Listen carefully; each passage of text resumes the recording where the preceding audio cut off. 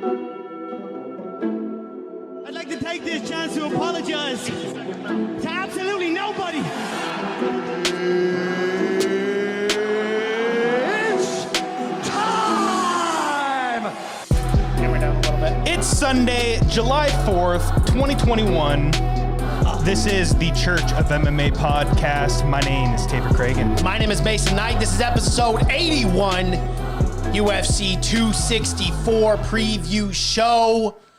God bless America, Independence Day. Let's go.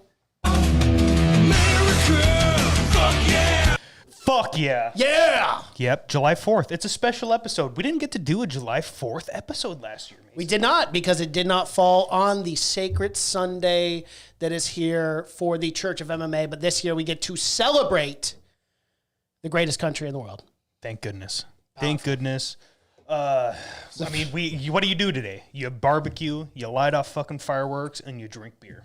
And you talk about UFC 264 coming up next week. Yes. This is going to be a great 4th of July. I love it. Right? I love it, man. Right? If only... I get it. It's 4th of July weekend. No fights. I get it. I give everyone that weekend off. But, like, if you did a 4th of July International Fight Week, that's what... I think that happened 2 years ago. I remember going down to Vegas for 4th of July, and it was fun. Yeah, I also remember going to International Fight Week and then having the card pulled, thanks to John Jones. I remember that, so shout out to you, John. Was that International Fight Week? Dickwad. What? Was that International? Oh, that Yes, was it the was. DC card, right? No, it was John Jones versus Tiago. Tiago Santos. Are you sure? I'm pretty sure that was that not in Vegas? Or was that the one that got moved to LA? No, it was either that or Gustafson. One of those two. It was Gustafson. Because I was in Vegas for that. Had every Gustafson was intention the one on that- going. yeah. And then I get to Vegas and they go, oh, we moved this bitch to like California. And I'm like, oh, okay, that's great. Only for John Jones. Only for John Jones. Let's talk about a little bit of MMA news, because there was do it. stuff that happened over the weekend. Yeah. And the biggest news of the night, Of the week. of the week, really, it was shocking. A heavyweight interim title fight was announced, Mason. Okay, Cyril Gane, Derek Lewis was announced for August 7th for the heavyweight interim championship of the world after just 3 months of Francis Ngannou winning the heavyweight belt. We got to jump into this. We got to dissect this. We got to give our opinions. Gideon, we got to hear from you too. This is some of the craziest shit I have ever seen Dana White do. And you know me, for the most part, I really like Dana White. I think he's done a great job with the UFC. I think for everything, for the times I disagree with him, I really do think he has elevated this fight game quite a bit. But I completely disagree with him on this. I cannot believe that you would put an interim belt after Ngannou winning it after 3 months because negotiations failed with his agent. Well, apparently it came out that Ngannou said he wouldn't be ready for that date. One, he just went to Cameroon, and he just got back in the States. So, I mean, that wasn't enough time for him to put together a full training camp. No. So he said, I will fight September instead. I'll be the main event in September with the Jan Blachowicz Glover Teixeira card. Didn't work out. And so they wanted to keep the heavyweight on this fight. The thing you have to say about this fight is you cannot give Derek Lewis shit. You cannot Absolutely give Cyril not. Gane shit. Like, they're going to jump on this opportunity. It's just an opportunity that didn't need to happen. Absolutely. Yeah. You don't fault the fighters at all. You get the call from the boss, and your whole dream, everything you've worked for your entire career is that gold, is that strap. No, we don't hate the fighters for this at all. I mean, dude, give them the call. You got to take that shot, that opportunity. Yeah. You can't care what these other guys are doing. But I just think, I just don't understand what Dana White is doing here. I don't understand how this is good for business. And I don't understand how you slight one of your potential biggest stars in the UFC. I mean, Francis Ngannou has the capability of being the next guy. We'll see what happens next week with Conor. But if Conor loses that fight, I mean, he's still a big draw, but it's just not the same as that 2016 Conor, where you're elevated to that special game. But now with Ngannou, I mean, you strip what? They didn't strip him, right? So this is just an interim title fight, but yet Ngannou is still champion. So why even throw the belt on this card at all? I get it. Amanda Nunes, Juliana Pena does not sell as a main event. I completely agree with that. But To just throw on an IC for no reason on this card as a main event is so unbelievably frustrating. I would have rather seen this fight a co-main event for the #1 contender of the world, August 7th, and just have Amanda and Juliana headline that fight. Well, this isn't did that not need to be an essentially what IC. it is? Isn't that essentially what it is? It's a 5-round fight instead. I know, but you bring so much stock down on the heavyweight belt when you're throwing these ICs around like for no reason. These interim champs, like it's a disgrace to the belt. It's a disgrace to the ranking system and the whole purpose of the sport. I was just fuming mad all week about this story, and I was trying to think why. The only thing I could think of is they wanted this to main event, and the only justification for doing so would to throw a belt there, even if it's just an interim. It's just gross. Like, and I don't understand. Like this guy, Francis Ngannou, just fought 3 months ago. 3 months ago. And you're already doing an interim champ. Mm-hmm. Tell me in what world has this ever happened before in the UFC? I think it actually happened at welterweight. Tyron Woodley fought, and then they had an interim championship. No, actually, I think it was no, lightweight. it was longer. Was it lightweight? Lightweight happened because Tony had the belt. He had the interim title. Then he got injured and got stripped of the interim title, if I remember right. Well, and that's when they made Conor Habib.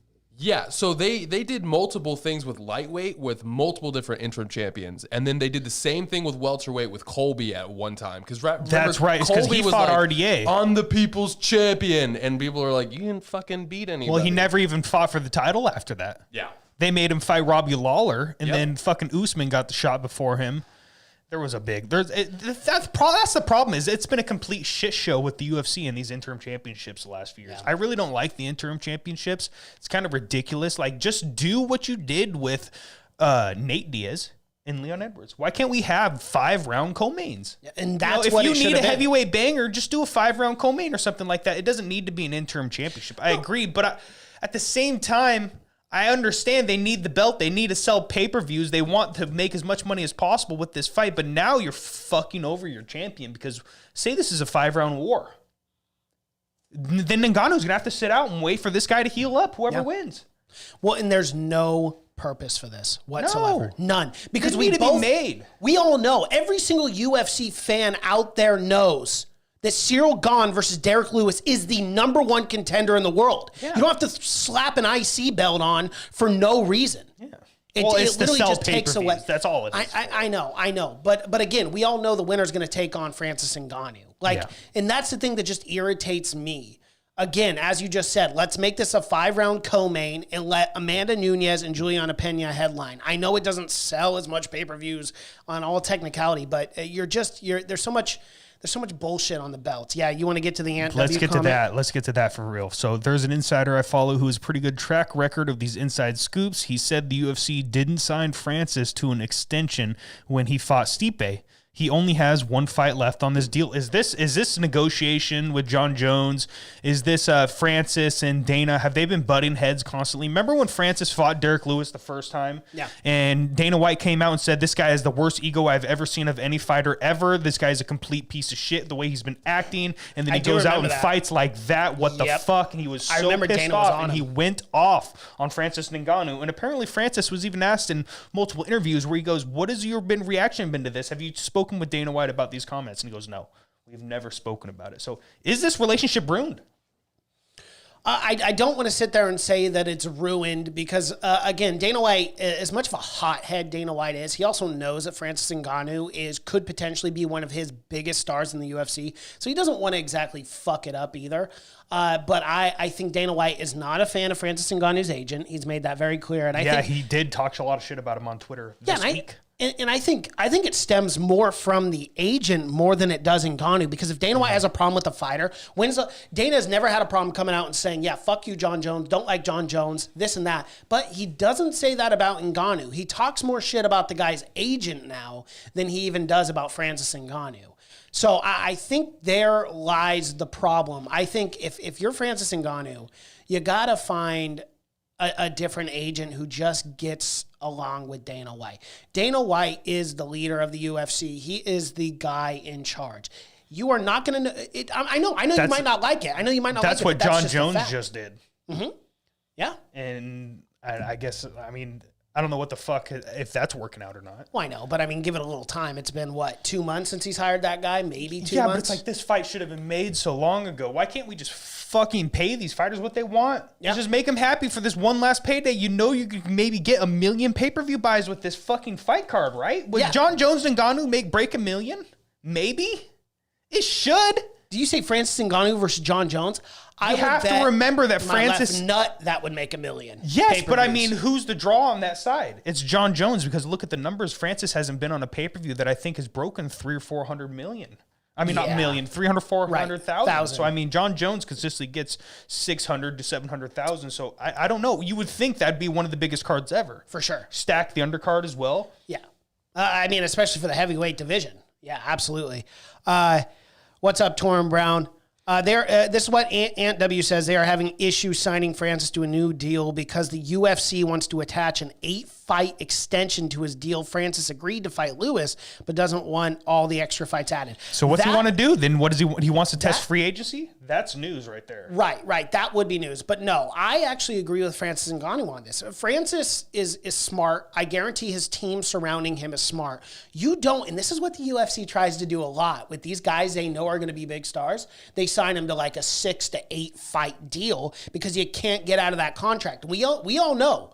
If you're in a contract with the UFC, you ain't getting out. Look at GSP. GSP is a prime example right now. This guy really wants to go out there box. He wants to make millions of dollars. He is still technically under a UFC contract, and Dana White's not going to release him. So, as far as this is concerned, Francis Ngannou and his team is smart here. I wouldn't want to sign an 8-fight contract because then he will be guaranteed $300,000 plus, a percentage of the pay-per-views when this guy could potentially be a superstar if he goes out there and gets a couple more title defenses.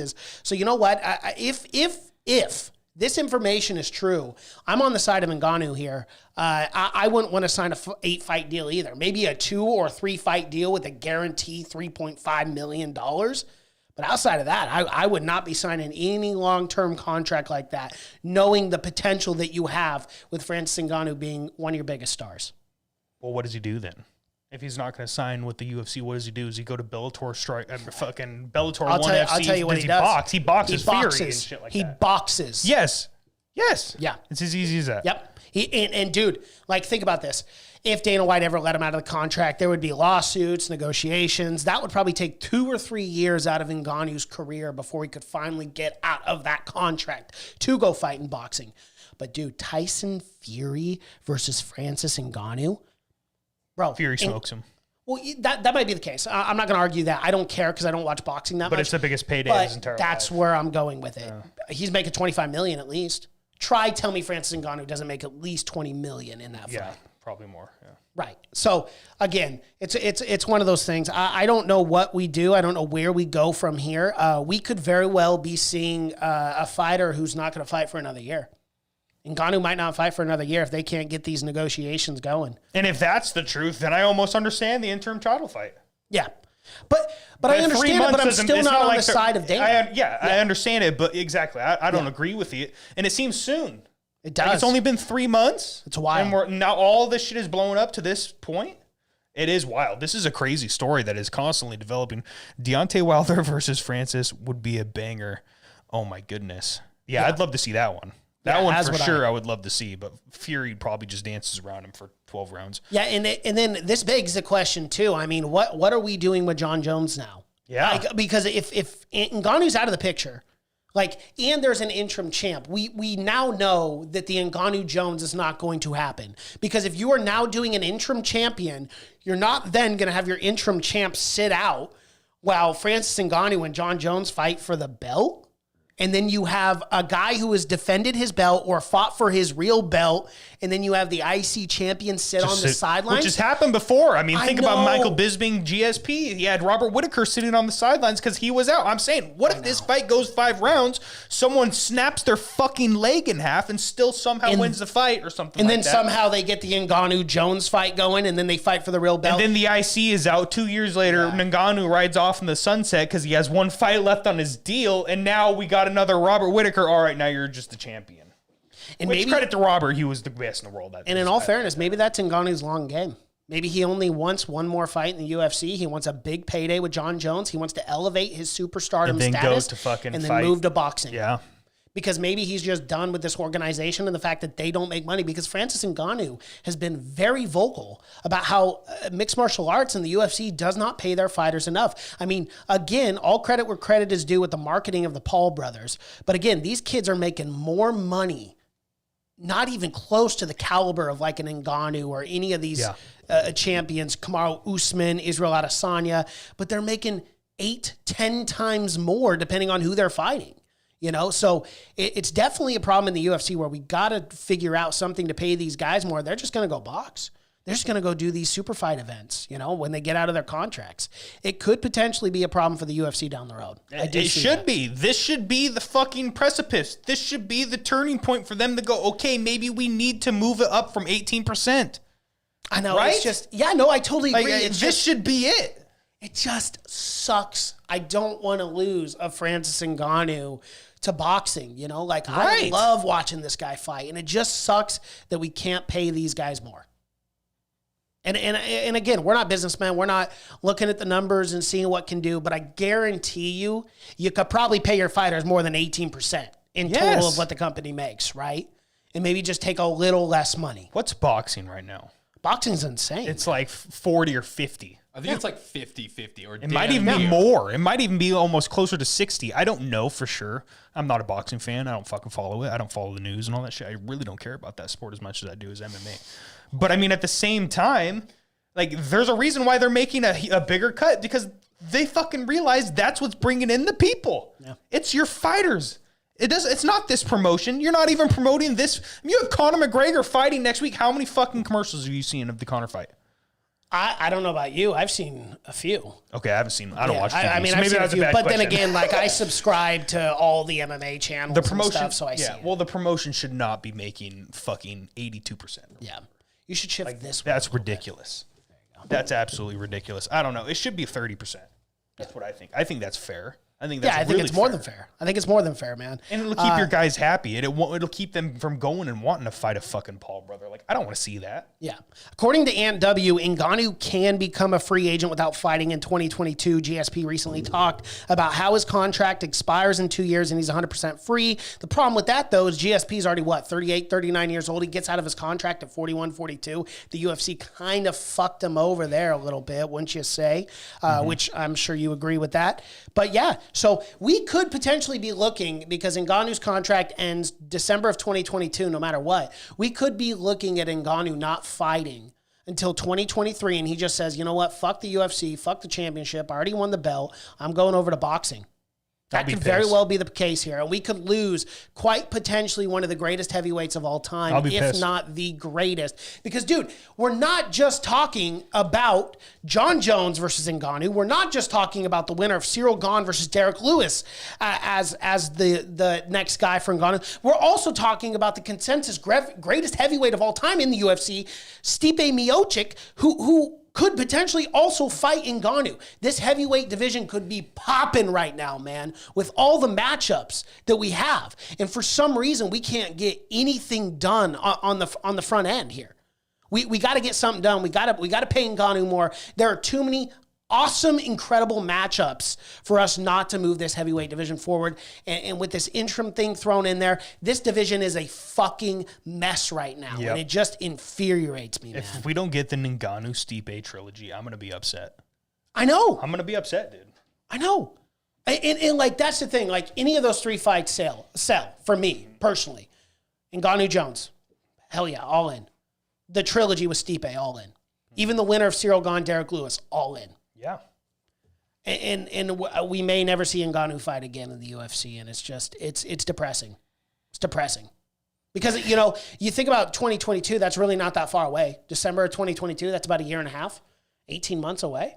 Ngannou could just say, fuck you, I'll train boxing for 18 months, and then I'll be so good as a boxer that I just won't even re-sign for the UFC. They need to make a deal done, and they need to get it done now. Even if it's only a 3-fight contract, 4-fight contract. That's all they need. They need a 2-fight contract. You get one more, you just get 3 fights. Okay, next one's Ngannou Lewis or Gane Lewis, whoever wins. So he fights Cyril Gane, beats him. Okay, next one after that, you got 2 left, Stipe trilogy. Yep. Beats him. Jones John after Jones, that, if they you get him finally back. ever get it, or you do fucking who gives a shit? Rosenstrike 2. Yeah. Who gives a fuck? Throw him in there. Curtis Blades 4. It's just so crucial. That's all he needs, and then he can go off to boxing. Like there's just key fights we need to see. I'm just upset, man. It's really the truth. I'm with you. I'm just upset. I've been festering with this information all week, and it's just, it sucks. Yeah, Teron Brown, shout out my guy. I don't understand why Tony Ferguson never left the UFC. All the mistreatment he received from the promotion. Well, Tony Ferguson is just that type of guy. Tony Ferguson is now turned into Leon Edwards. I mean, think about Leon Edwards. It's the same shit, dude. You make this 8-fight win streak, and you don't get a shot at the belt. Or you can be a Tony Ferguson and have the interim champ and then get stripped of that. Mm-hmm. Right? Because you tripped over a fucking cord doing promotion that you wanted him to do. Yeah. Yeah, get the fuck out of here. Yeah, it's some bullshit for Makes real. me mad, man. Yeah, just think if Francis sits out and Gane beats Lewis and Rosenstrike beats Blades, we will end up with Gane versus Rosenstrike 2 as a title fight. What the fuck? If that's the truth, man, what a travesty. No joke. Stipe's just sitting out. Stipe might just retire. If they go, hey, Stipe, you're not getting the trilogy, Ngannou's done. He's going to be like, I'm done too. Right. Why would he take the risk of potentially losing to a different heavyweight when you can keep it 1-1 with Francis Ngannou and always be the greatest heavyweight of all time, especially if Ngannou moves over to boxing? Well, if they tell Stipe, hey, Stipe, you versus Gane for the real belt because Ngannou's done. But it doesn't matter. Like, he's not going to take that fight for what? What does he need to? To potentially tarnish his I don't want to say tarnish, that's a little harsh, but to potentially, hurt his legacy as the greatest heavyweight of all time? No, dude, just don't take the fight and ride off into the sunset as the greatest UFC heavyweight of all time. I'm going to be so fucking upset. Really, I'm going to be upset. I'm going to be going on some rants in the future. I just hope they figure this out. Yeah, they need to figure it out because I'm panicking a little bit as a fan. And it hurts. It's upsetting. It really is. It's really upsetting. But, some more upsetting news before we get into our preview show. UFC 264 lost a fight, but it got remade pretty quickly, actually. So Sugar Sean O'Malley's opponent, Luis Smolka, pulled out of the fight. And they were scrambling to find people. Ricky Simone was considered at some point. Shout out Ricky, fucking local guy. I would have loved to see that. I would have loved to see it, but apparently Ricky could not have made weight in time, so he was asking for 140. It didn't end up happening. Sugar said, we're doing 135 or bust. So they're bringing in a guy who's making his UFC debut against Sugar. Yeah, and before we jump into that all makes sense because I saw that tweet from Sugar Sean O'Malley and said, oh, no, he can't make weight with the laughing emojis. Yeah, dude, because he had, a week to prep? Why don't you take the fight at 140 unless, of course, oh, that's right, Ricky Simone is a fucking savage and you probably didn't want to fight him. Sorry, but, come on, dude. Come on. Sugar Sean O'Malley's sitting there. He's always talking all this shit. And I used to be the biggest Sugar Sean That's O'Malley a negotiation tactic in that point. Yeah. It's like, nope. The guy's got to make but don't talk shit on short notice. Yeah, but don't talk shit on Twitter, bro. Don't be like, oh, we can't make weight laughing emojis. Yeah, I know. That's what you sells. Do. It sells. I get it. Nowadays. Take the fight if you were really that concerned about the guy not making weight. Right.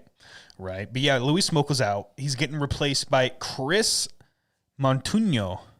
I've never heard of this guy. Which he's got some colored hair, just like he looks like Sugar Sean O'Malley, greater value Sugar Sean. yeah. Or Sugar Sean O'Malley light. That's the way he looks. And I don't like it. This is another one that it's upsetting. Like, was Ricky Simone the only person that was willing to fucking step in and fight Sugar like this? Apparently, Bam Bam, fucking Brian Kelleher put his name out there. They didn't even consider him or something like that. Yeah, no, I probably not. There's so many guys I would rather see. Like, why do you have to give this guy, I'm no disrespect to this Chris Montuno. If he fucking goes in and beats Sugar, I'll be his biggest fan ever. But, why are they just giving this guy these fucking easy gimme fights? I don't know. I don't like it. Like, why is he not fighting Jose Aldo? Why is he not fighting Pedro Munoz? Why is he not fighting Dominic Cruz? Well, and Ann W. literally summed it up perfect. Tim Elliott was offered the fight and could not make weight. UFC is protecting Sean. I completely agree with that. Well, at the same time, it's like, if you can't make weight, why are you even being considered? No, it says he could make weight. Or could, that's what I meant. I'm sorry. Thank you for the correction. Okay. Could make weight. That's a better fight than this? Tim Elliott, are you shitting me? That's way better fight than this. And Tim Elliott's a 125er. Yeah, that would have been perfectly fine with me. Maggle says, I wanted to see Sean get slammed 93 times against Merab. I could not agree more. I would have loved that. We have talked about this so many times, how we would love to see Merab versus Sugar Sean O'Malley, because that's, oh my God, that'd be a banger. But hey, Merab's got a big fight now with Mariah. So yes, I love that fight as well. I love Merab. Merab's quickly becoming one of my favorite bantamweights in the world. Yeah, I love it. I love it. McGregor and O'Malley on one card, clowns. Damn, dude. People are going hard on Conor. I get it. Torrin Brown, McGregor, and O'Malley are both cowards. Conor has dodged Ferguson for years, and O'Malley dodged Ricky. Yeah, he definitely dodged Ricky, that's for sure. He don't want that smoke. Yeah, but I mean, okay, so like, I'm gonna pull up the rankings real quick before we break down this preview show. Like, is there anyone in the top 15 that you would have said, hey, they should have fought O'Malley instead? Yeah, I can Kyler think Phillips, Cody Stamen, Cheeto. Yeah, I was going to say Cheeto. I would have loved to have done the Cheeto rematch. Yeah, that would have been fun. It made me so happy. Yeah, I get it. Okay, he's going to knock this kid out in the first round, and then he's going to talk shit. He's going to call out someone big. Will he deserve it by knocking this kid out? No, but he needs to fight somebody, please. I know. Like, Cody Garbrandt was fighting for a fucking world title by now, and they just keep giving this guy easy, winnable fights. I want to see him fight Rafael Assunção. I want to see him fight Jimmy Rivera. I want to see him fight Pedro Munoz, Frankie Edgar, Anybody, please, after he wins this fight, let's test Sugar Sean O'Malley, please. Yeah, that's the problem, though, man. They're just trying to build up Sugar Sean, man. That's all it is. It is what it is. Yeah, It really is. Well, on this 4th of July episode, Mason. Preview show. But before we do that, Mason, we did not shout out our social media accounts. Okay. Or church merch. So real quick. So Instagram, Twitter, Facebook, everybody go follow us at The Church of MMA. Posting funny memes, trying to make you guys laugh. Hit us up. Get it out. Comment below. You see you guys blowing up the chats. We love it.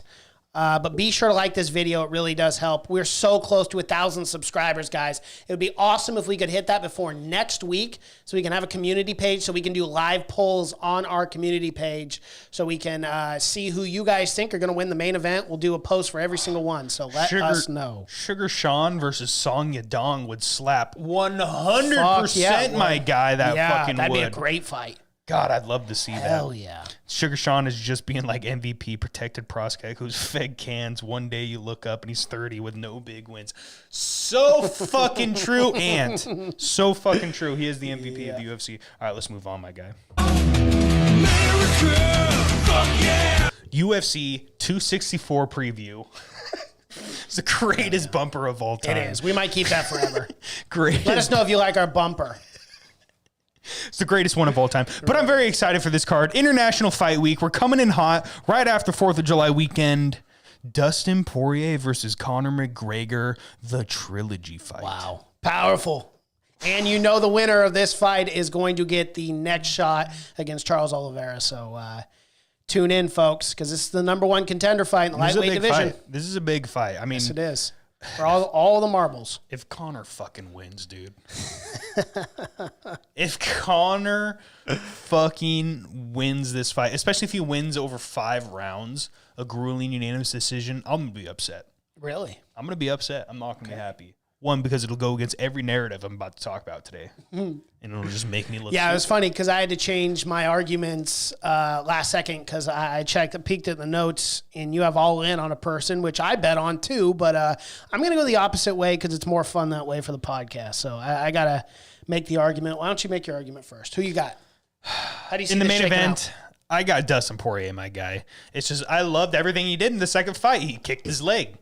Easy as that. That's the easiest breakdown I've ever fucking heard in my life because it worked.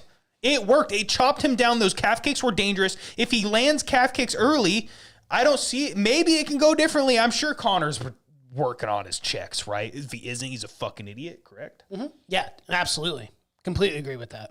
So hopefully he does something different. I think this fight actually goes 5 rounds this time. Wow. Okay. I think it could be a war. You know, I really liked the way McGregor was working in that early first. And even early in the second, before he got caught, before he got chopped down with those leg kicks. Really all it took was his leg compromised, and then Dustin went in for the kill. And it finished him.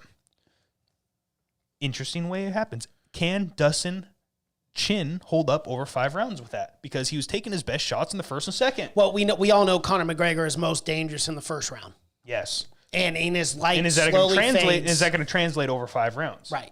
And that's Probably something. not. No, probably Especially not if he's at all. eating calf kicks. And that's where I disagree with you. Is if Conor McGregor wins this fight, it's got to be in the first 2 rounds. It has to be. I don't see him winning decision. No way. Not with Dustin's cardio and his heart. There's no way in hell. Conor McGregor has to go out there like a bat out of hell, and he's got to try to finish Dustin right away. And here's the thing with the second fight. Let's not kid ourselves here. I picked Dustin Poirier to win that fight. I bet on Dustin Poirier. I was a very happy man. I think Dustin is a more well-rounded fighter. He's been in the business longer. Or not business, but I mean, he's been fighting. Yeah, way more active guy. And I just had a feeling Dustin was going to go out there and show that he was the best lightweight in the world, and he did. But with a guy like Conor, now he's kind of got his feet wet a little bit. He's got to finish his fight within the first round. He's got to, as you say, check those calf kicks, and he's got to try to put him away because he landed some heavy shots against Dustin. And all credit to Dustin, his chin held up just fine. But, I mean, you get caught with that power left hand of Conor, he can put any lightweight out in the world. And he was stunning Dustin. He was. Early. So, I mean, that was Dustin's chin held up. At 155, he's so much better. He was killing himself getting down to 155. I really don't think a lot about that first fight when I try to break this fight down. Yeah. 155, Dustin's completely different. Both these guys should be at 165. It's another story for another day. Had that conversation way too many times. It's all up to the boss man. Yep. So, it's just, if his chin holds up, it's an easy win, especially over 5 rounds. I really don't see how it goes any other way. He's got the better cardio. But that sting of death, that touch of death left hand, is it still there? Yes, I do believe it's there. I think Conor looks in phenomenal shape here. And I want to bring up something because I was reading through Twitter, and these guys have been going at it all week for the last 2 weeks, and they're still going at it, I could imagine, even today. But Conor said the first guy to shoot is a little bitch, right? And I'm paraphrasing. And Dustin said, hey, that's basically sounds like you're not a very confident in your all-around game. Yeah, and Dustin took him down early in the first, remember? Yeah, and I think a Conor that plays psychological war games is the best Conor. I've been doing a lot of back in the day Conor, and the way he used to fuck with Aldo, reached over, took his belt. The best Conor is a guy who's psychologically superior than his opponents. And I think Conor has done that. I think he's planted seeds over these last couple of months, even with the Good Fight Foundation donating to the Boys and Girls Club. The kids of Lafayette still got that money, and that's great, but you know that still bugs Dustin to some capacity, not to say like any selfishness, because I believe Dustin's a great guy, but that does bug you a little bit, because when you anticipate $500,000 going to your foundation, you are allocating those funds already. There's a lot of work in play for that $500,000. And then to not receive those funds, that can drastically change your organization. It's not as simple as just saying, oh, well, we didn't get the donation, that's okay. People were actively working on that. And that's the very reason why, the Good Fight Foundation was emailing the McGregor team because, they were preparing for that money. And then not to receive that money is a great psychological warfare, in my personal opinion. And then these little comments that McGregor's doing, I wonder if they're getting under Dustin's skin at all, because it's a completely different go at it than this second fight where they were all gentlemen, giving hot sauce to Conor and then a proper 21 bottle to Dustin. Now all bets are off. We got back to dickhead Conor. We got back to psychological warfare. I really didn't like that. Is it going to be different? When he did that to that Dustin's foundation, I was so upset with him. Yeah, that was really fucked up. Yeah, to some extent. But again, Conor McGregor is so smart. He saved face because at the end of the day, the man donated $500,000 to a children's foundation. That's still a great thing. After the bad PR nightmare storm. Yes, but we still have to applaud. You're still donating $500,000 to a charity, and at the end of the day, the kids do win, and that's where I agree with Dustin. But to some extent, I do see where Dustin might be irritated, and he's planting those seeds. I think Conor's a mastermind at marketing, the same way the Paul brothers are, and I think he knows exactly what he's doing. Yeah. It's going to be in front of a sold-out crowd in Vegas. That'll be different. So that'll be a different feel. That'll add to it as well. I don't know. I hope none of that affects Dustin, because if it does, it's going to be a bad night. Just like in the first fight, he came in way too cock-happy and fucking got knocked out. Yeah. So I really hope that doesn't happen. Because I'm going to get into my church coin bet right now. I'm going all in on Dustin. I don't see how he loses the fight.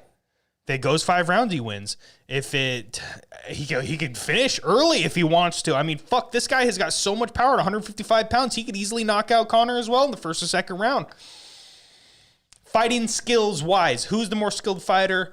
Conor came in with a weirder stance, and that was opening him up to leg kicks. I don't know what's going to happen. Conor's still a very skilled athlete. Is he the best in the world now, though? I think we're going to find out this weekend.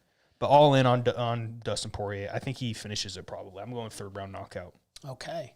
Yeah, of course, I'm a huge Dustin Poirier fan. I like him a hell of a lot more than I like Conor McGregor, but there is something special about Conor McGregor. And I think when you are put on the biggest stage in the world, when all the marbles are out, right? Mm-hmm. For all the marbles, whatever that fucking expression is. I think there's a different Conor that shows up. This is a trilogy fight. This could propel Conor McGregor to the lightweight belt. He could retain his belt again after losing it. This could be a phenomenal fight, man. And if Conor McGregor does go out there and win, with all the shit that we've heard about Ngannou, and maybe, he may never fight again, we may never see him in the UFC, they need a guy in this spot. They need the big superstar in the UFC. If Conor McGregor goes out there and wins, talk about how much hype is going to be surrounded around Conor again. That title fight will be huge. I don't care if he's against a tomato can. Like, it's Conor McGregor for the lightweight belt again, and I'm not calling Charles a tomato can. I'm not saying. I'm using that as an example, right? But that fight is going to sell. That's the easiest fight for Charles, right? Charles smokes him. Smokes McGregor. Yeah.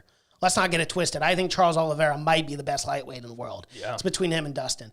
But I got to make a case here for Conor. I think Conor, when the lights shine the brightest, he goes out there and does incredible things. They call him Mystic Mac. So, worse. That was a terrible accent. I'm going to put 1,500 on Conor. I was right about the second fight. I think Conor's going to stun the world here. I think he's going to have a first-round knockout. He's going to knock him out with that left hand, and it's going to shock the world. I think everyone's going to be awestruck. Like, I'm going to be pissed.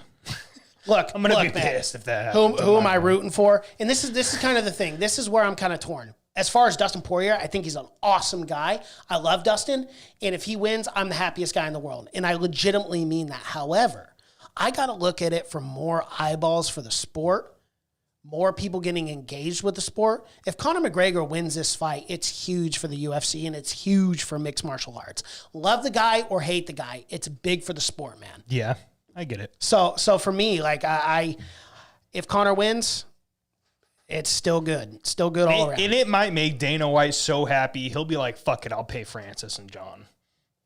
Because his number one guy will be back in power. Yep. And about to fight for the world title, which is all they want. Absolutely.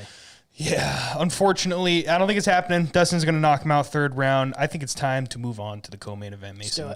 Let's talk about this fight. This is probably my most anticipated fight of the entire card. Yeah, Gilbert Burns versus Stephen Wonderboy Thompson. This fight should be fucking 5 rounds because it's going to go all 3. It's going to be fantastic, beautiful, highest level kickboxing you're going to see on the card, and potentially highest level ground game you could see with Gilbert Burns. His jiu-jitsu is so fucking fantastic. His wrestling is fantastic. He's got knockout power at 170 pounds. He's coming off the loss of Kamaru Usman. He got knocked out with that jab, but he's fighting the guy who's arguably a better striker in Stephen Wonderboy Thompson. If you get in Stephen Wonderboy Thompson's face, he's going to outstrike you completely. He's going to make you look stupid with the counter shots. How does Gilbert Burns win this fight? Does he have to take it down to the ground? Yeah, I think that's his best chance. It's the problem of trying to get Wonderboy down and keeping him down. That's going to be the biggest issue for Gilbert Burns. But I think if he does effectively get this on the mats, he'll win the fight. I think he could very well submit Stephen Wonderboy Thompson. But again, like you're talking about Stephen in the range that he has, the way he's able to move, the way he's able to evade those takedowns. Like his takedown defense is great. That's why he's been a top contender in this division for 8 years now, 8 or 9 years. I don't think I've ever seen anybody take him down and just grind him into the mat. It's never happened. Because he's that good, he's that elusive. So that's going to be. But if anyone could do it, it's Gilbert Burns. I mean, we know this guy is a savage, man. He's an absolute savage and was on such a tear before hitting that brick shithouse wall known as Kamaru Usman, right? So again, I love this fight. I love this fight, and I am so intrigued to see how this shakes out because I have no idea. And you know what's crazy about it, too, is Gilbert Burns could even knock out Stephen Wonderboy Thompson. He's got great hands. He's got great hands, man. I mean, if Anthony Pettis can do it. Right, Pettis can do it. That was the craziest knockout I've ever seen. Yeah, but But Stephen Wonderboy Thompson, his striking, he's so precise with his striking. He's so good. He's such a great counter striker that it's going to be interesting. And for whatever reason, I feel like Stephen Wonderboy Thompson has the tools and has got enough fight knowledge to really win this fight, especially a 3-round fight. Yes. I really think like he can outpoint him for 2 of those 3 rounds. So for my betting, I'm putting 400 church coin on Stephen Wonderboy Thompson for the win. I think he's just going to edge it out on the judges' scorecard 2-1. That's my opinion. Yeah, I mean, if this stays on the feet, I see Wonderboy just dancing around Gilbert and just completely outclassing him. Yep. Like, let's be real, this could be another Vicente Luque fight where he just gets completely outclassed for 3 straight rounds, and you just see some of the most beautiful counter-striking you've ever seen in your entire life. I mean, this guy is up there with Anderson Silva. This guy is up there with Israel Adesanya. He might be the best counter-striker we've ever seen, period. Yeah. Regardless of 170 pounds or not. I love it. I love to watch this guy fight. I wish he fought more. I wish he was more active, and I can't wait for this Gilbert Burns fight, but there's something about Gilbert's jiu-jitsu. If it goes down to the ground, I just don't see Wonderboy getting back up. Can he do that consistently over 2 rounds? I don't know, and I'd love to see him try. Yeah, and I agree, but I also disagree. I think Wonderboy can get up, but how many times is the question? Exactly. Right? How many times can Burns get him Is he going down? to chain takedowns like a Merab? Right. Is he going to chain takedowns like Khabib Nurmagomedov? I don't know. Is he going to be a Colby Covington and push him up against the fence and try to grind him into the fence? Who knows? There's so many ways this fight can go. I think Gilbert's going to try and strike with him, and when that fails, he's going to have to go for the takedown. Yeah. And his wrestling is very good, and his right hand's good. If he can land his right hand a couple times to set up the takedown, he's going to find success. I don't know who wins this fight. It's really back and forth for me. I want to put money on Stephen Wonderboy Thompson at -165, but I mean, Gilbert Burns at a +140 seems like pretty good odds. Those are good odds, man. Yeah. So I'm going to go with Gilbert. I'm going to go out on a limb. I really think Wonderboy wins this fight, but I'm going to put 200 church coin on Burns just because I think it's a better return than the -165. Okay. Hey, Gideon, you've been quiet over there. I want to know who's your pick for the main event. Yeah, I'm going to go with Conor. I just think in front of 20,000 people, he performs best when he has to. He performs best in front of people. I want Dustin to win, but it just kind of feels like it's set up perfectly for the return of the Mac. It just feels like that's what they're going with. That's the feeling I get, too. Yeah, it just feels like that's where all the promotion has been. If you notice, if you watched any of the promos, you don't ever see Dustin land a shot. No. He doesn't land a shot. They don't want to make it look like the second. They want to make the second fight look as close as possible. Yeah. Well, that's so funny. You watch that countdown, and you're right. They played more of that 2013-14 matchup than they did of the second fight. Yeah. And I don't even look at that fight when it comes to this next fight. Well, it was so long ago, and it was at 145, so it really Yeah. doesn't mean anything. The last fight's the only thing you can really take anything from, but the last fight, Conor hasn't fought. When was Conor fought? January of what, 2020? And then he fought. When did he fight Dustin last? Was it like a 9-month layoff in between? Yeah, it was a little while. Man, when was that card? Yeah, I have no fucking clue. It was a while It was ago. January. Yeah, it was January of 2021. So, I mean, that was only 6 months ago. Yeah, 6 months ago. Okay, so it was a full year in between fights. With Cowboy. Which it wasn't even a fucking warm-up fight at that point. He shouldered him for 4 fucking minutes. It's bullshit. I don't know. Yeah, I'll go with Conor, but I don't feel good about it, if that makes any sense. How about the co-main? Curious about the co-main, too. How do you feel That's on what that? we're on. Co-main, I'm going to go with Wonderboy. I think he outpoints him. I think his striking is better, but all it takes is one from Burns. I mean, we saw him clip Kamara and almost finish him early in that first round of their fight. Very true. Very true. But again, it's if Gilbert Burns can get into the clinch and get him down, obviously he's got the ground game to finish him on the ground. But the entire thing is, can he get in close with him? Can he survive the counter It's the hardest striking? thing to do. Yeah. It just doesn't seem like he's going to be able to put it together, especially, I think somebody put it in the comments too, Burns' chin isn't going to hold up this soon after the damage he took against Usman. I kind of agree. I mean, he took bombs from Kamara, and now you got to go in there versus a wizard like Stephen Wonderboy Thompson. Yep. It's just tough. And Stephen Wonderboy Thompson, who hasn't fought since what? When was his last fight? Like a fucking Jeff Neal or something like that? Hands of Steel Neal. It's a long time ago, so he's fresh coming into this. It's interesting. It's really interesting. I like this matchup a lot. I really do. It's a great fucking fight. But yeah, I don't know. I kind of agree with you too about Gilbert Burns' chin. We're going to find out. We're going to find out. I'm really excited for this fight. Let's move on to the next one. Tai Tuivasa and Greg Hardy. Greg Hardy. It should have been a co-main. No, it should not have been. It was a co-main on all the websites. Wonderboy Thompson is a million fucking times better than this one. I mean, not to take anything away from these two heavyweights, and I'm excited for the fight, but no, dude. That welterweight fight, that's got to be it. They're pushing Greg Hardy so hard every time he's on a card. It's like now he's on a Conor card. Now he's on the main card against Tai Tuivasa. It's a big fight for him. Don't push him too much. He might hit you. He might throw you on a pile of guns. Tabor. This is a fantastic... Allegedly. This is a fantastic matchup, dude. This is going to be a heavyweight banger. Tai Tuivasa and Greg Hardy.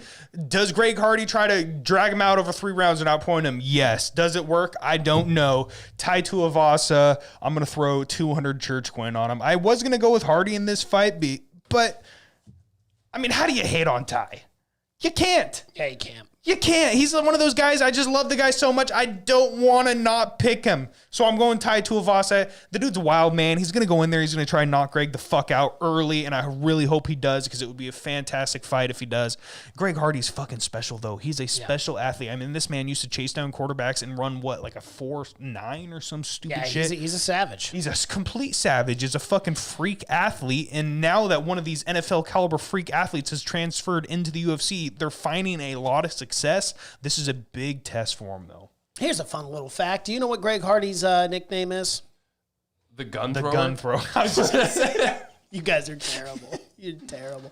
It is the Prince of War. That's right. Yeah. The Prince of War. What a intense Okay, nickname. hold on.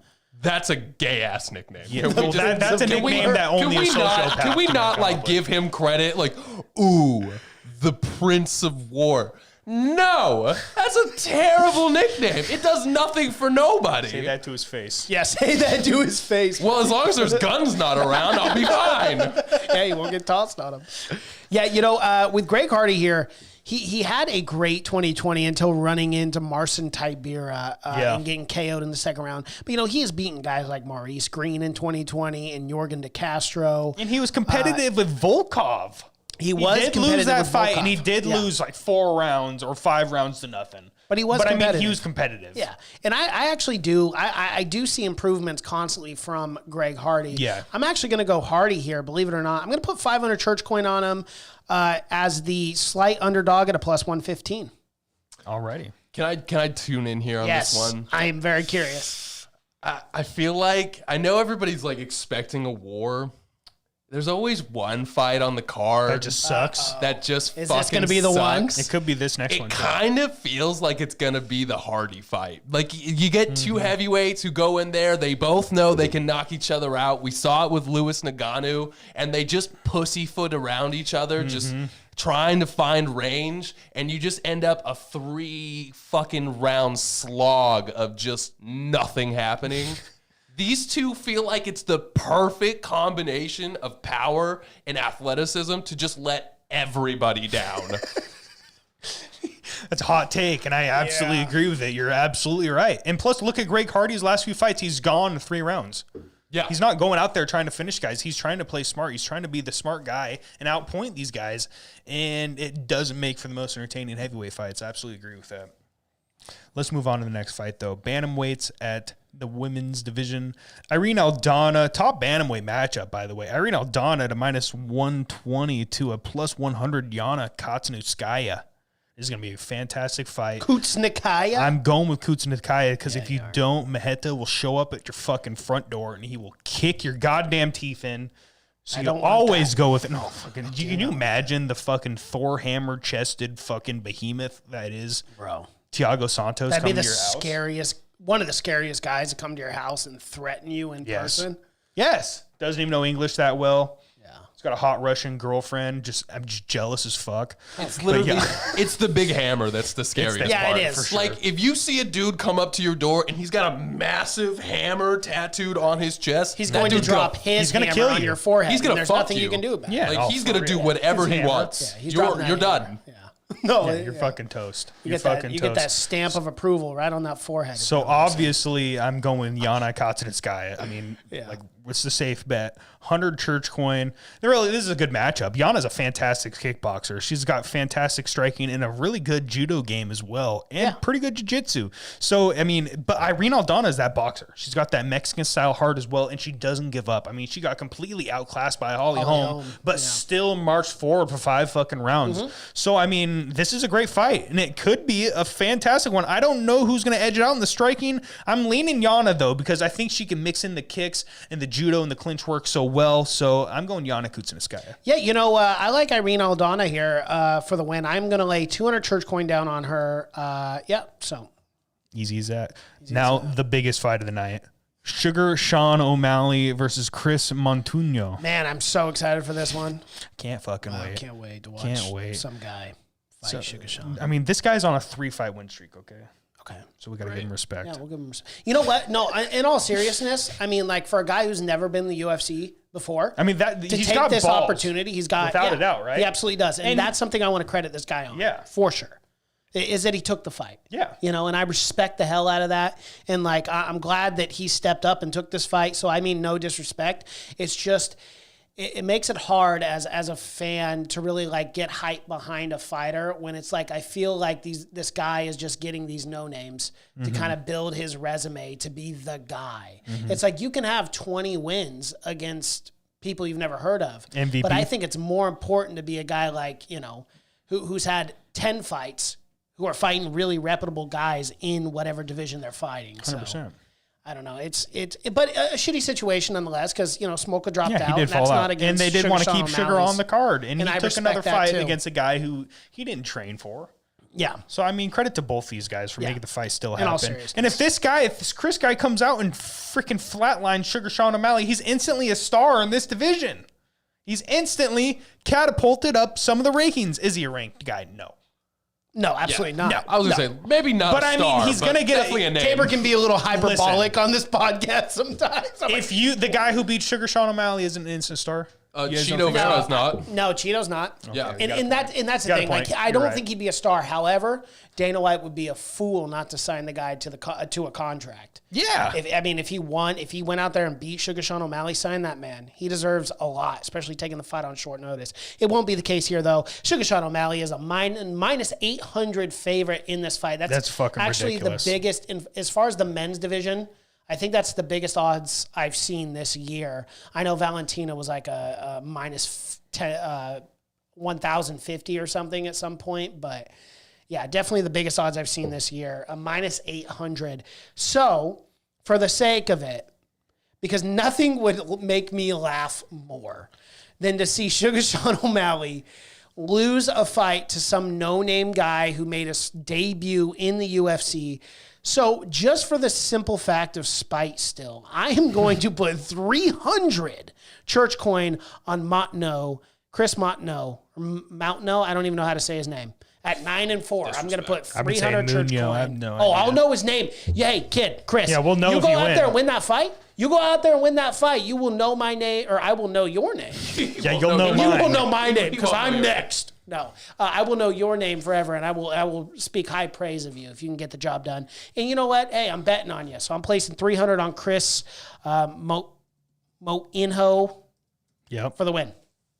I'm going to do 100 on him just because I want to keep my Dustin Poirier bet as high as possible. Okay. And I'm definitely not putting 100 on Sugar. I mean, minus 800, that's fucking ridiculous. Yeah. I'd rather just lose 100. Right. All right, let's move on to the next fight. Main event of the prelims, which, guys, we will be doing a fight companion during the prelims. It's probably 6 hours long. It'll be an intense one. We will be taking breaks. We will be smoking weed. We will be drinking. We will be fucked up by the time the main card happens. Oh, absolutely, guys. We're going to be, well before. We're going to be live streaming at 5 p.m. for the prelims because there are some bangers on the prelims we haven't even got to yet. But yeah, an extra long fight companion. Tune in with us, guys. Throw it on. Throw it on while you're watching the prelims. Throw it on while you're watching the main card. Come and hang out with us. Keep the chats active. We'll go through your questions during the live stream. It'll be a lot of fun. Come hang out with us. And we may just spark one up for the main events. Absolutely. Hey, let's go. Carlos Condit, Max Griffin. Max Griffin, knockout, first round. Easy as that for me. Whoa. That's so Hot take. disrespectful. That's my hot take. I'm sorry, Carlos. I love you. I love you to death. You're one of my favorite fighters. You were my favorite fighter for a very long time back in the day. But I mean, it's just the fall from grace. It's been real, my guy. It's been real. Father Time catches us all. It Tabor. really does. That's- It really does. Condit, and Matt Brown, Robbie Lawler, exactly, all these guys. all But these guys. Let's show a little respect to Carlos Condit. absolutely. He just went out there and beat Matt Brown not too long ago. yeah, Okay, I know, but Well- guys, come Well- on. It's it's different. Tabor, with will you Max. hit the button for me? okay. I might have deserved that a little bit. Hey, come on, guys. He's on a 2-fight win streak. Yeah, which is impressive, especially at his age, especially where he is He's in his only career. 37. That's I a crazy know, thing. but I he's mean, been look fighting at since the he was fights 12. he's I had. He has. He's been fighting for decades. Dude, he it was feels like. I remember when he used to grit his teeth like he wanted to fucking chew them up into dust. Yeah. And the WEC used to be so fired up before every fucking fight. I loved this guy. It's just, I don't love this matchup. It's the truth. Max Griffin is a savage, and who did he just come off a knockout victory of? Do you have that Griffin? pulled up? Yeah. That was somebody. It was somebody impressive. Yo, yeah, Kanan Song That's right. Yeah. It was a very impressive KO. knocked him out in the first round. Yes, he did. And that was a knockout too. Now that's coming back to The man is only developing and getting better and better. Max Payne Griffin is a fucking savage, and I do not like this matchup. I really do think he goes out and he knocks Carlos out in the first round, and that's super unfortunate. And if not, and if Carlos is good enough to survive, maybe he gets pieced up over 3. I'm sorry, I just don't see how Carlos Condit wins this fight. If it goes down to the ground, he probably has his best chance. But I mean, when he went down to the ground with Chiesa, it's Chiesa. He's probably one of the most elite jiu-jitsu guys we've seen in this division. He got Kimura'd with one arm. Yeah. I mean, so the skills, I don't want to say are diminishing. It's just they're not elevated to the level they need to be super competitive at 170 pounds right now. I see Max Griffin win this fight. All right. Yeah, I actually agree with that. I think Max Griffin will win this fight. I'm just trying to, save face with Carlos a little bit because Come on the podcast, brother. I love you. Yeah, like we love Carlos Condit, man, and he's still on a 2-fight win streak. It's not like this guy's lost 7, 8 fights in a row. Like he deserves to still be in the octagon. But I think Max Griffin is a step up in competition, especially right now in his career. And I think Max Griffin is going to go out there, get the job done. I am laying 380 church coin down on Max Griffin for the win. Normally, we do not go on after this fight, but we have to talk about this next fight, and we have to pick it as well because I can't fucking wait for this one. Nico, the hybrid prize, shout out Nico, friend of the show, versus Michelle Pereira. Yeah, actually a friend of the show. Yeah, tweeted us Actually, a few times. tweeted us a couple times. Shout That out was Nico cool. Price, Shout out super Nico cool Price. guy. He's Sorry finally I'm coming picking back against after you. he's finally come. Disrespect. I'm sorry. Fucking Hey, disrespect. Just, hey, if Nico Price goes out there and wins, though, I'll be happy for I'll him. tweet at him for real. He better tweet at fucking him. reply that time. He'll reply All right, so again. Nico Price, Michelle Pereira. Nico Price is finally coming off a suspension of marijuana use, which was some bullshit that I really don't want to bring back up. Because What fucking century are we living in? Right? Like, and you see the Olympic athlete is now out of the Olympics So because he smoked stupid. weed No, or some shit. hold So on. stupid. Hold on. So If you we're can- gonna do this, Yeah. let me just chime in real fast. What? Can you imagine getting stoned? It probably makes it fucking harder to run. She's probably better than anybody. Was she because stoned smokes. when she was running? That's the question. I don't know, but if Then she who was, cares? she deserves multiple medals. Well, that's the thing. Didn't they take Michael Phelps's fucking medals away because he was smoking weed?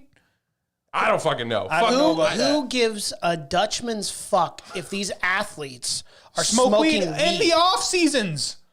Or don't even out care. of competition. Well, I think she You got don't smoke popped. during the run, but fucking smoke afterwards. Who gives a shit? She got popped because she smoked. I think it was before the race, is what it was, and which is why it was different from Phelps. I think Phelps was like after. I know, or but, like- So before. she was high as So she was competing. The whole thing comes down to the fact of, does it like enhance her performance? No. And the answer is fuck no. Try No. to run while stoned. It is the worst. No, weed has never enhanced anyone's performance in any avenue.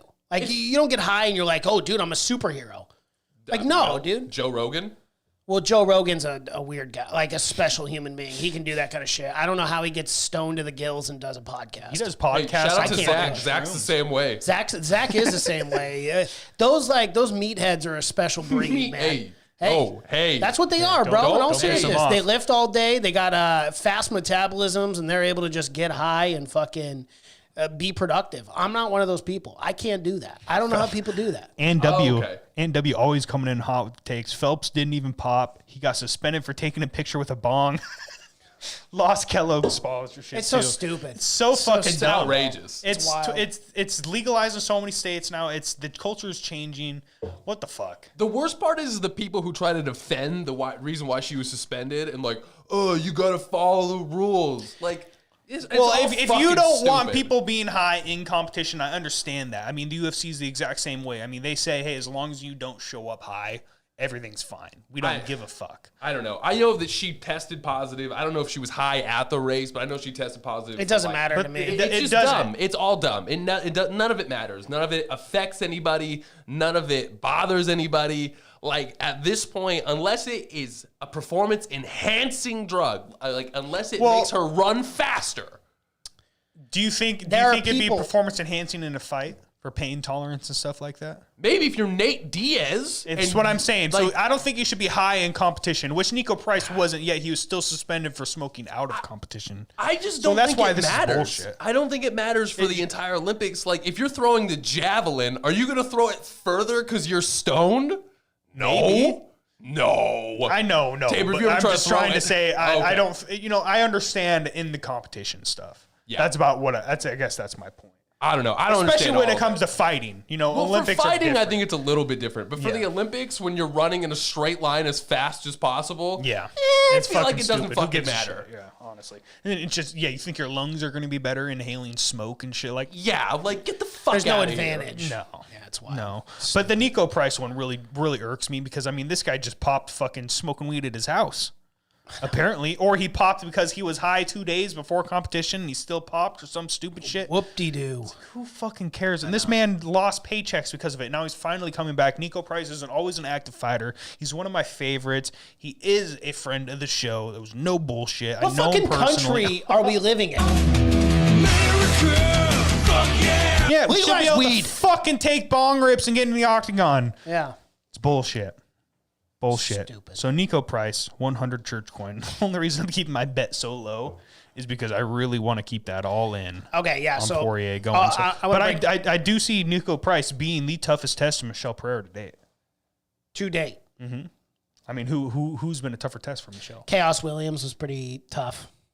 That was a pretty crazy fight. Yeah, but is he as unorthodox? Actually, no, I take that weird as back. striking as Nico. Diego Sanchez. Oh, true. Very true. You're right. You got me there.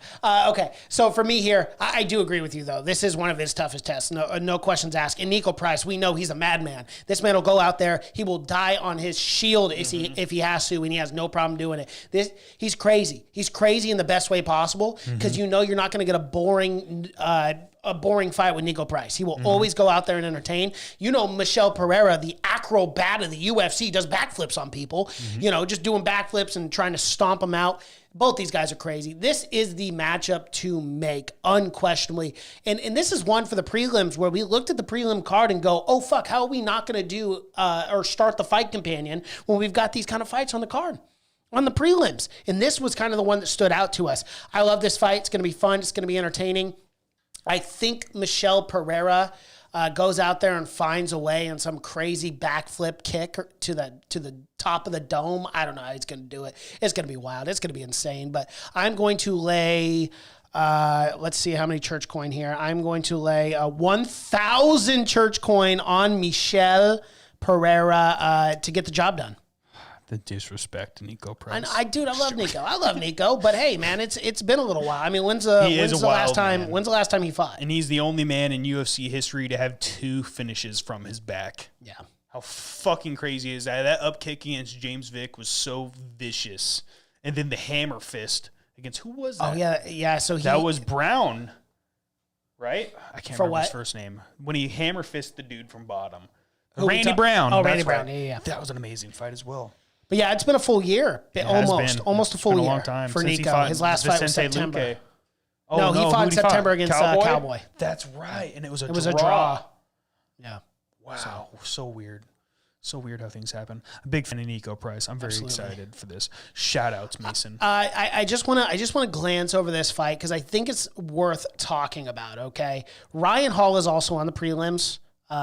He's fighting Ep.81, who's 10-0 at featherweight. I think this is going to be a really good fight.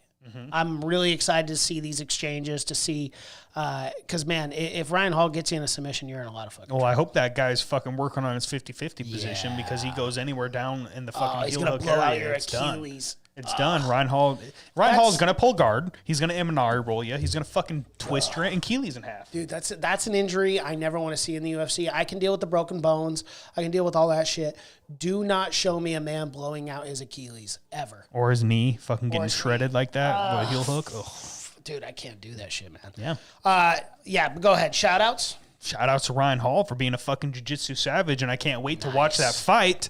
But no, shout out to fucking That's right, baby. 4th of July. Fuck Great Britain. Fuck the UK. Fuck England. Fuck all you guys. 1776. Just joking. I love everybody and everything. But From fuck the every CCP. country. Yeah, but fuck them for real. No joke. Not the and people. MI6. I feel bad for the people, but the And actual the MI6, CCP, those people. Those Yep. bastards. And what do they call the Russian? James Bond. No. What do they call the Russians that Putin was? Soviet Union? No. The U.S. Oh, the KGB? No, the KGB. Oh, okay. Fuck them too. And don't forget, Russian. everyone. Shevchenko's coming for me. Oh, boy. She's a Russian KGB fucking She's at the door currently. But we love Habib.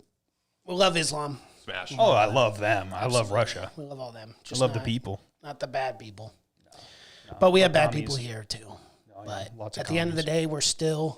You guys, this shout out got real sad. So you bumped me out real fast. It went from like America. All right, now my we're shout out, my Now we're shout like, out fuck commies. is to the greatest country in the world, the United States of America. I will never, ever not fly the flag because people say that it's an offensive symbol. No, I hate it stands for freedom. It stands for a lot of really good things, though not perfect. This is the greatest country in the world. We have a lot of freedoms, a lot of liberties, and to be able to have freedom of expression, to be able to say the things that we can, is a really beautiful thing. And I think it's important to grow.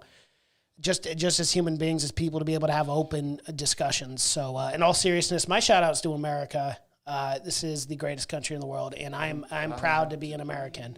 Yeah, Or shout at out. least I know I'm free. Shout out to Michael Bisping for being a dual citizen and yet not celebrating the 4th of July. You fucking Brit piece of shit. Go Hey, back he to has the right to do that. Oh, that's right. Shut up! That's You're like America. Michael You're Bisping's right. biggest I fan. know. Don't even That guy, don't I'm even just try to giving act shit. up. You love fucking Bisping. I know, I do. But celebrate 4th, you piece of shit. You're coming here to fucking America. Well, he also has. That's the beautiful thing about this country is if you don't want to celebrate it, you don't have to. True, And if you that's don't, right. if you don't like it, That's you right. have the freedom to. You're right. You have the freedom to do a right. lot of things people disagree with, but that is the most important thing about the First Amendment. Yeah, except for talk about COVID on it's- YouTube. Well, we don't have to. Well, do Tabor, now Don't we're going to even get mention it. pulled, so you Now we're already gonna get fucked pulled. it You up. can't say those two words together. Oh, Let's my just bad. stay away from any of the. Because I'm not a scientist. I don't know shit. Talk to your doctor. That's all I know. But I am a Talk to your doctor. financial advisor, No, so buy Tabor, everything that. Tabor, stop. Stop. That's actually not a joke, bro. You cannot do that. Tabor's not a financial advisor. He is joking. A joke. All right. Twitter, Facebook, Instagram, at the Church of MMA. Guys, if you aren't following us already, make sure you go and do it. We're posting funny memes, clips of the show every single day. Hit us up. Check out our YouTube channel too, guys. Please be sure to smash that like button, comment below, subscribe to the channel. We're almost to 1,000 subscribers. Get that community page going. It would be a big deal doing polls for you guys every single day if that's the case. This is the Church of MMA podcast. My name is Mason Knight. That is Tabor Cragen. And until next time. Peace.